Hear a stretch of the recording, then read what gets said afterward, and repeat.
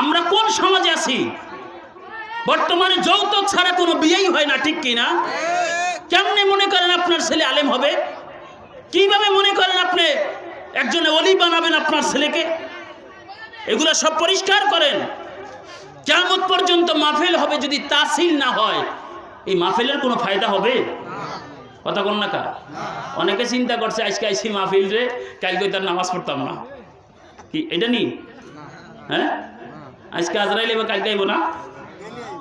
আইব নি? আল্লাহ কয় কিয়ামতে যাইবে কি করতে? যে কাম কইরা দিছি করোনা, কি কি দিছি? করোনা দিছি। বাবাই মারা গেছে, ছেলে যাইবে, মায়ের হাতের কবজি ধরে রাখছে, যাইস না বাবা, মারা যাবি, ঠিক কি না? মা মারা গেছে, মা মারা গেছে, বাবা সন্তান ধরে রাখছে, বাবা যাইস না, মারা যাবি, তোমার মার করোনা হইছে। কি হইছে? করোনা হইছে। আমরা কোন জায়গায় আছি? কিয়ামতের ময়দান। ওই জায়গায় নবীর ভালোবাসা ছাড়া কারো কোনো পার আছে? আরো জোরে কোন? হাসরের ময়দানে যাইতে যখন হবে, এদিকে একটু খেয়াল করেন। আলোচনা ছেড়ে দেবো? খারাপ লাগতেছে? ভিতরে লাগতেছে মনে হয়?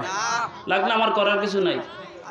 আমি ভালোবাসি আল্লাহর জন্য, কেউ আমার শত্রু তাও আল্লাহর জন্য, আমার নিজের জন্য না, ঠিক কি না? কাউরে ভালোবাসি আল্লাহ আল্লাহ রসুলের জন্য, কেউ যদি আমার শত্রু তাও আল্লাহ আল্লাহ রসুলের জন্য।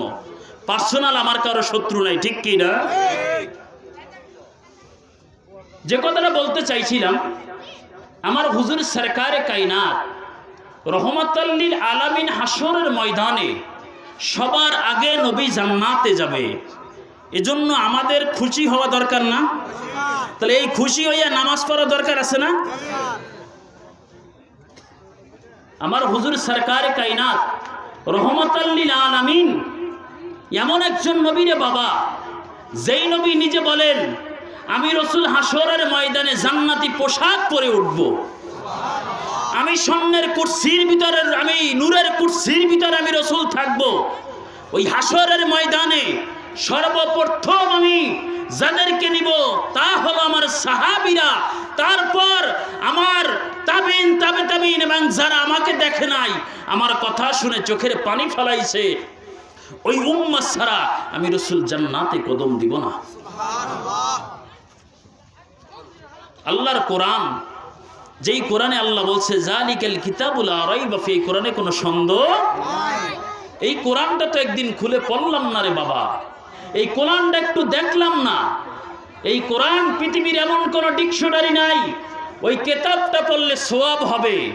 আমার আল্লাহ বলে আমার একটা কোরআনের একটা অক্ষর তেলাওয়াত করলে আমি আল্লাহ 10টা গুনাহ কেটে দিয়ে থাকি, 10টা নেক তোর আমলনামায় উঠাইয়া দেই।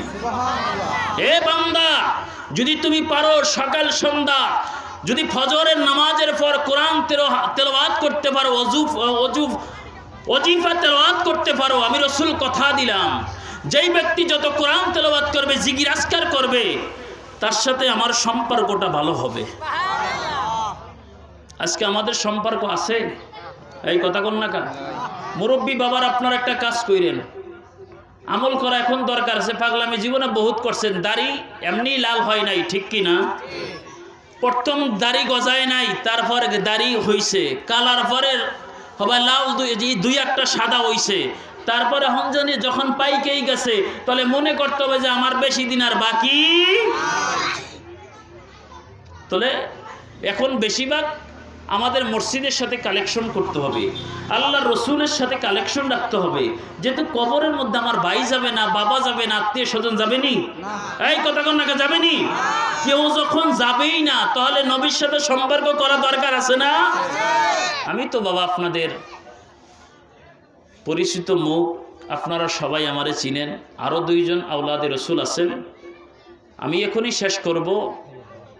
আপনাদেরকে একটা কথা এখনো বলি, যারা এখনো বাহিরে ঘোরাফেরা করতেছেন, ঘোরাফেরা ছেড়ে জান্নাতের বাগানে চলে আসেন। বাবা, এই জান্নাতের বাগানে বাহিরে যারা আছেন, জান্নাতের বাগানের ভিতরে, এটা আমার কোনো কথা না, কোনো মোল্লার কথা না, কোনো মুফতির কথা না, কোনো মুহাদ্দিসের কথা নয়, আল্লাহ রসুল বলেছে যেই জায়গায় কোরআন ও হাদিসের আলোচনা করা হয় ৭০,০০০ ফেরেশতারা বেষ্টন দিয়া থাকে। যারা প্যান্ডেলে ঢুকতে পারেন নাই, ফেরেশতার ক্যামেরায় ঢুকতে পারেন নাই। তাহলে আপনাদের যারা এখনো ঘোরাফেরা করেন, আপনারা মেহেরবানি করে মাহফিলের প্যান্ডেল চলে আসেন। আমি এখনই আলোচনা শেষ করে দিব। আর একটা হয়েছে, আপনারা নাতে রসুল সাল্লাল্লাহু আলাইহি ওয়াসাল্লামের একটা বই আছে, যদি প্রয়োজন হয় নিয়ে যাইয়েন, হাদিয়া মাত্র 50 টাকা। ওখানে রসুল্লাহর ভালো ভালো গানের বই তো ঘরে ঘরে অ্যাভেলেবেল পাওয়া যায়, ঠিক কি না? গজল আর পড়তে চায় না মানুষ।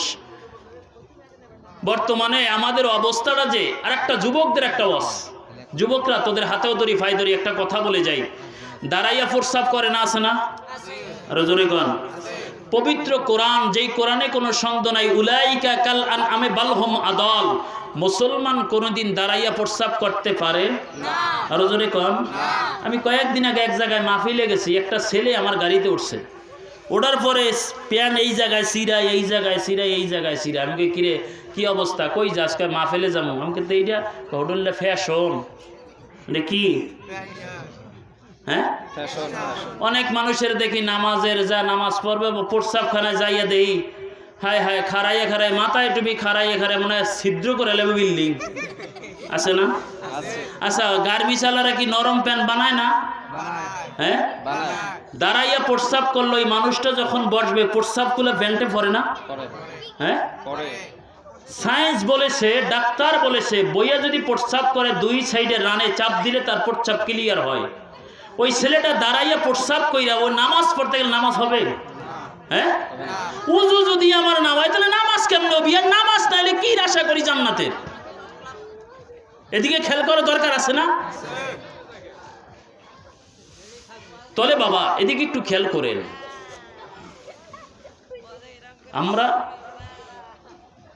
নবীজির উম্মাত, নবীর সুন্নাত, নবীর রীতি নীতি মেনে আমরা চলতে চাই, ঠিক কিনা? এই পর্যন্ত যে আলোচনা করেছি, আমি সহ সবাইকে আমল করার তৌফিক দান করুন। সবাই বলুন আমিন।